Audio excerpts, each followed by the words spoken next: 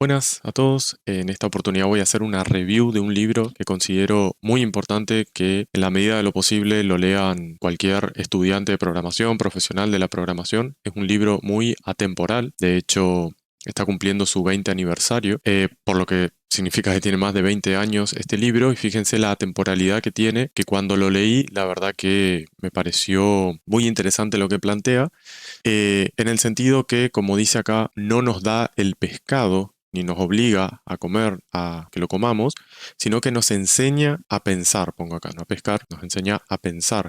Y eso está muy bueno, eso hace a la atemporalidad de este libro, sumado a lo siguiente, porque es el complemento perfecto que tenemos hoy en día junto con la IA. ¿Por qué? Porque con la IA tenemos el mar en la puerta de nuestra casa. Entonces, si tenemos un libro que nos enseña a pensar o a pescar, siguiendo por esa analogía, la inteligencia artificial nos deja tan a mano todo el mar abierto de peces. Simplemente recurrimos a la IA y esta, de una manera muy rápida, muy simple y muy práctica, nos va a estar dando los pescados que necesitemos en la medida que necesitemos. Y los que mejores se adapten a nuestro contexto y nuestra realidad. No nos vamos a comer cualquier pescado, vamos a comer el que se ajusta y el que nosotros elegimos y deseamos sacarlo fresco del mar. Sin más entonces, vayamos directamente a la presentación de este famoso libro.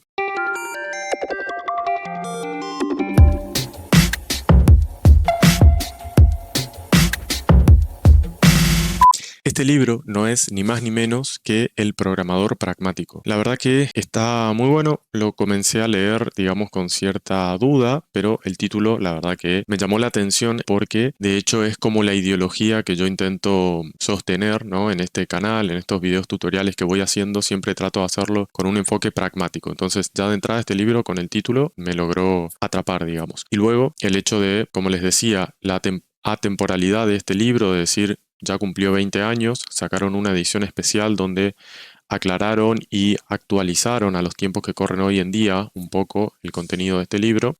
De todas maneras, este libro creo que terminó publicándose pre-inteligencia artificial, por ende seguramente podrá venir una versión posterior donde se adapte a los tiempos que corren hoy en día con inteligencia artificial. Pero aún así es muy interesante todas las ideas que va planteando, que las vamos a ir viendo en este video, al menos los puntos más relevantes que a mí me llamaron más la atención y creo que me fueron más fructíferos para saber cómo encarar determinados problemas, cómo pensarlos, cómo reflexionarlos, ¿no? Así que acaba mi resumen de este libro. El libro tiene todos estos capítulos, fíjense que son varias secciones con diferentes subsecciones. Aquí lo que fui marcando son todos aquellos 22 temas que en este video voy a tratar de ir recorriendo, aportando también mi punto de vista hacia estos temas y que a ustedes les puede dar una idea bastante aproximada de qué es lo que les espera a la hora de leer este libro, ¿no? Por si están todavía en la duda de si lo leo o no lo leo, acá vamos a hacer un recorrido rápido sobre todos estos temas. ¿Cuáles son estos temas?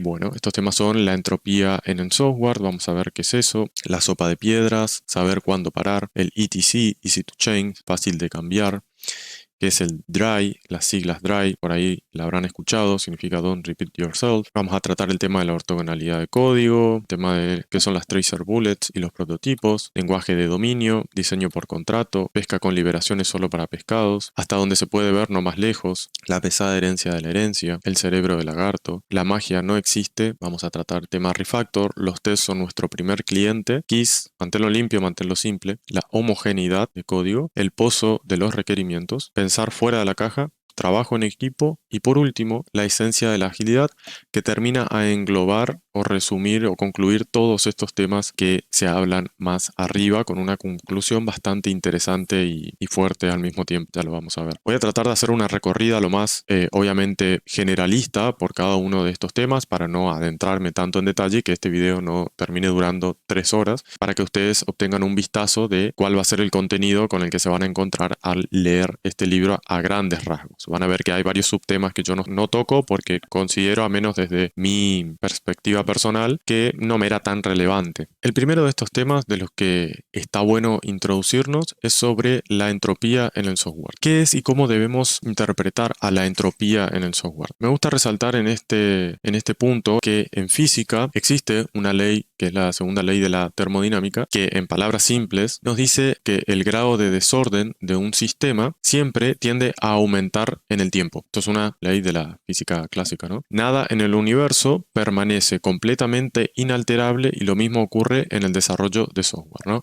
Este concepto es muy interesante y viene sostenido, esto sí lo menciona el libro, sobre una analogía que hace con el vandalismo de un auto, ¿no? Haciendo alusión a esta imagen. ¿Cómo es la historia a grandes rasgos del vandalismo de un auto? Dice lo siguiente: si yo dejara un auto abandonado, ¿no? En una calle quizás poco iluminada, ¿no? En un barrio un poco complicado, se da un fenómeno muy interesante que es, si yo dejo este auto quizás con una ventana rota y lo dejo estacionado ahí, es muy probable que al poco tiempo, a la semana, por así decirlo, a las 2 semanas, muy poco tiempo, el auto esté totalmente vandalizado, completamente destruido. Sin embargo, fíjense como el auto de acá adelante, quizás suceda que si yo dejo también otro auto, pero que está en muy buenas condiciones, está cuidado, no tiene nada que a simple vista esté roto, ese auto enfrenta mejor la entropía. Ese auto luego de una semana, de 2 semanas, quizás siga estando en buenas condiciones. No, es como que no llama al vandalismo, ¿no? No como que no incentiva a la gente que hace vandalismo a decir, mira, acá ya este auto está semi destrozado, vamos a seguir destrozándolo, lo prendemos fuego directamente.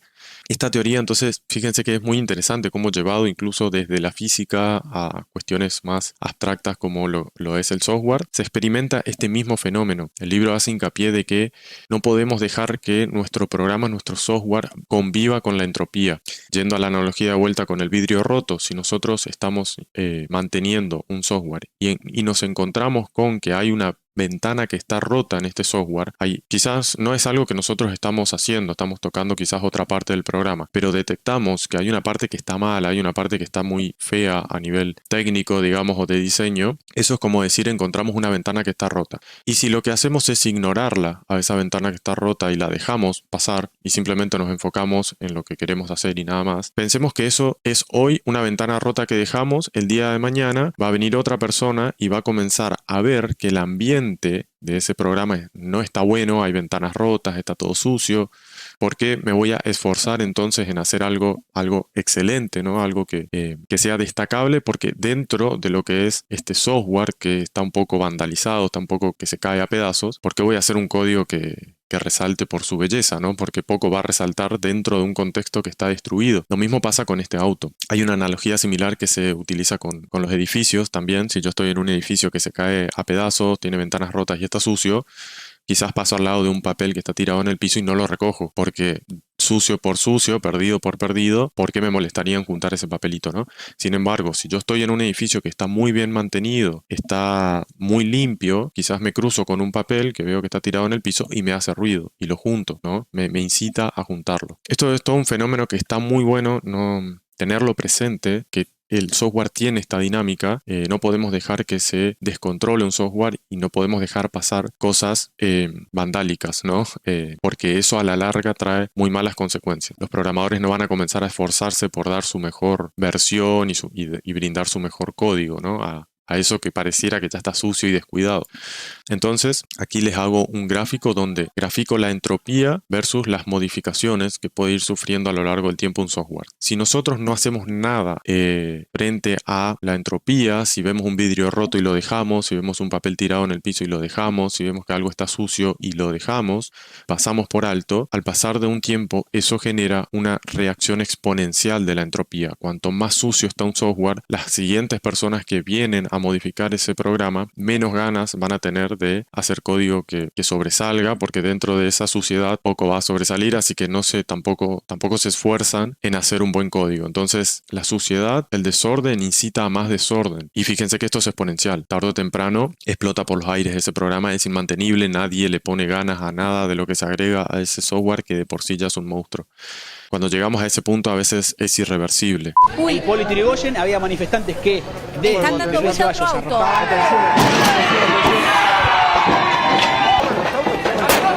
Muy temprano, ahí usan el auto como escudo, lo van a prender fuego, ahí tiran un bolsón, están prendiendo fuego, lo usan de escudo. Nosotros nos hemos quedado justo en el medio, exactamente en el medio. El periodismo trata de guarecerse en alguna ochava, se empieza a prender fuego, completamente se empieza a prender fuego el auto. Matías, vení para acá. La idea es no llegar a ese punto, la idea es mantener siempre bajo control esta entropía. Arreglemos todas las ventanas rotas, limpiemos, barramos todo lo sucio que encontremos en el piso, ¿no? Así se mantiene bajo control esta entropía, no se debe descontrolar. Otra fábula, se podría decir, quizás, que menciona el libro, es una historia bastante interesante, luego haciendo la analogía con el software, que es sobre la sopa de piedras, ¿no? Cuenta a grandes rasgos y resumidamente una historia donde dos forasteros, por así decirlo, llegan a un pueblo que sufrió mucho la hambruna, ¿no? En un pueblo donde cada persona es muy cuidadoso con los recursos alimenticios que tiene. Llegan estos dos forasteros y dice que en este pequeño pueblo, en el medio de las montañas, comienza a hacer una sopa de piedras, como dice acá. Y comienzan a convencer a la gente del pueblo de que esas piedras son mágicas, de que esta sopa va a estar muy buena, pero va a estar aún mejor si, por ejemplo, le dicen a un vecino, si, por ejemplo, vos trajeras unas zanahorias que tenés ahí en tu casa, esto va a quedar muchísimo mejor aún. Un poco desconfiado, ese vecino, esa primera persona, confía y comienza y nos trae una zanahoria, ¿no? Entonces se agrega a la sopa ahora piedra y zanahoria. Luego otra persona prueba la sopa y dice, mira, está quedando mejor, es verdad, ¿no? Y quizás esa persona ahora trae otro ingrediente, ¿no? Y de a poco se va juntando la gente del pueblo que va viendo cómo se va mejorando esta sopa. Realmente pareciera que es mágica, pero en realidad no lo es. Y cada uno va aportando su ingrediente, su granito de arena, hasta que al final es realmente una sopa muy sabrosa, ¿no? Y todos terminan disfrutando al final de un gran plato, ¿no? Muy, muy sabroso. Y todo comenzó con piedras, una sopa, ¿no? Y unas personas, eso es un dato no menor, y unas personas que intentaron generar este círculo virtuoso para que la gente comience a atreverse, a animarse, a arriesgarse, a hacer. Lo mismo sucede si llevamos esta analogía al software, ¿no? Muchas veces depende de nosotros dar el primer paso, a veces mucha incertidumbre, muchos temores, ¿no? de que puede llegar a suceder, pero siempre está algún valiente, algún programador que da el primer paso y presenta alguna especie de MVP, ¿no? De muestra de algún programa en su versión más mínima, pero se anima a dar el primer paso y luego eso genera a veces una sinergia donde hay otros que dicen, ah, mira, está bueno, pero quizá podemos mejorar esto. Y esa persona que presentó, dio ese primer paso, si tiene esta forma de encarar este tipo de desafíos de manera abierta, es decir, está abierto a que vengan otras personas a mejorar lo que se ha presentado en primera instancia, se genera un círculo virtuoso que está bueno. Lo contrario a todo esto es la rana dentro de la olla, ¿no? También es otro refrán que suele dar vuelta bastante común, que dice que una rana que está en una olla con agua que se está calentando, si entra cuando el agua está fría y luego se calienta el agua, se da cuenta que está hirviendo cuando ya es demasiado tarde y no puede salir de la olla. En cambio, si la rana entra cuando el agua ya está hirviendo, sí se da cuenta y salta y sale, ¿no? Pero el tema es este proceso gradual que se puede estar dando destructivo supongamos nosotros, nuestros proyectos de software. Volvamos quizás al ejemplo de la entropía. Ese proceso de la entropía, fíjense que era un proceso exponencial, ¿recuerdan? Entonces parece muy indetectable, por así decirlo, problemas menores que se van dejando pasar. Se rajó un poco la ventana, lo dejo pasar. Encontré un papelito pero chiquito que estaba tirado en el piso, lo dejo pasar. Tarde o temprano eso se va acumulando y en algún momento ya nadie cuida el edificio o el auto y comienza a ser vandalizado. En el caso de los programas sucede lo mismo. Ese es como el refrán de la rana hervida llevado a la realidad. La entropía se descontrola y a veces es demasiado tarde y ya no podemos saltar de la olla. Entonces el libro remarca mucho que hay que tener mucha conciencia situacional y saber en nuestro proyecto en qué situación estamos. Estamos en la situación donde hay una sinergia positiva, donde no estamos dentro de la olla, suponiendo que nosotros somos las ranas, no estamos dentro de la olla y estamos colaborando en la construcción de algo que se ve que va mejorando día a día, ¿no? Esto en el refrán de la sopa, cada día se iba agregando, con el pasar de las horas se iban agregando ingredientes, ¿no? Y cada vez era mejor la sopa.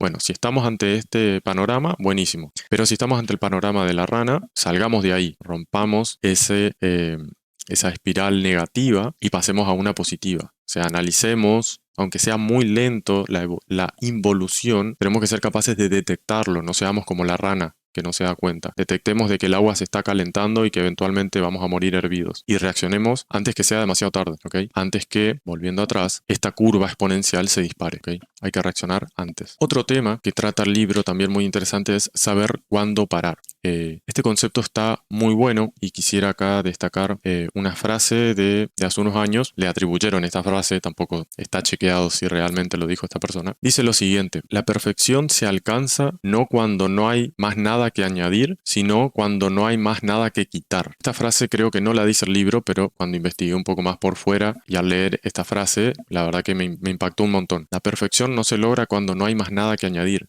Se logra cuando no hay más nada que quitar, resaltando la belleza que existe dentro de la simpleza, dentro de saber cuándo algo es suficiente. Y en el software pasa mucho eso. A veces cuando nos pasamos de rosca, mientras estamos haciendo un programa, me ha pasado a mí y seguramente a cualquiera de ustedes, les pasa eso, que nos enroscamos a veces demasiado en un tema y comenzamos a hilar demasiado fino. Estamos dedicando demasiado esfuerzo, demasiadas horas para un beneficio que a veces de cara al cliente, de cara a quien va a utilizar eso, no termina siendo tan relevante para esa persona, ¿no? Quizás puede estar como puede no estar, pero nos dedicamos 2 semanas enteras a hacer eso, ¿no? Hay una analogía acá muy interesante también. Esta no la menciona el libro, pero ¿a quién no le pasó alguna vez jugando con plastilina, ¿no? Donde tenemos distintos colores de plastilina. Comenzamos a mezclarlas. Al comienzo está muy bueno, comenzamos a ver distintos colores, ¿no? Empezamos a armar algo. Pero si nos pasamos de rosca, termina después siendo algo marrón, termina siendo una cosa sin color, ¿no? Aburrida, algo que era muy colorido y estaba bueno, nos pasamos de rosca, seguimos agregándole plastilina, colores y amasándola, termina marrón, ¿ok?